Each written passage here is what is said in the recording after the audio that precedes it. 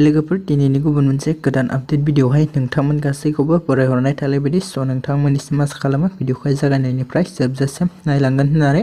Actually नोंथांमोनाथ' भिडिअनि title आरो थाम्बनेइलाव आरो ससे इन्ट्र'खौ नायनानै एसेब्लाबो हमनो हाखादोंआनो जानो हागौ लोगोफोर जे नोंथांमोननिसिम दिनैहाय आं मा भिडिअनि सायावहाय आपडेटखौ लानानै फैदों।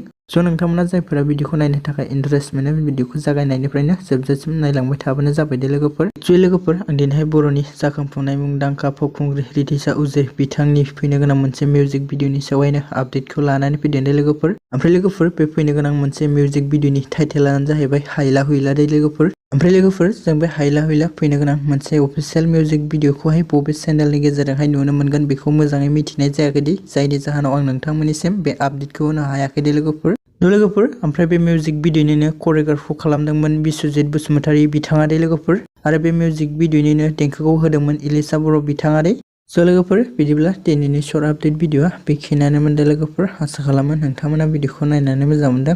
भिडिअखौ जुदि नायनानै मोजां मोनदोंब्ला नोंथांमोना भिडिअखौ खनसे लाइक खालामनानै होबानो जाबाय लोगोफोर। आरो सोरबाफोर जुदि चेनेलाव भिडिअखौ गोदानै नायगासिनो दङब्ला नोंथांमोना चेनेलखौबो साबस्क्राइब खालामनानै लादो, जाहाथे आंनि गोदान भिडिअनि आपडेट होनायनि नटिफिकेसनफोरखौ नोंथांमोना थाबैनो मोनहैनो हायो।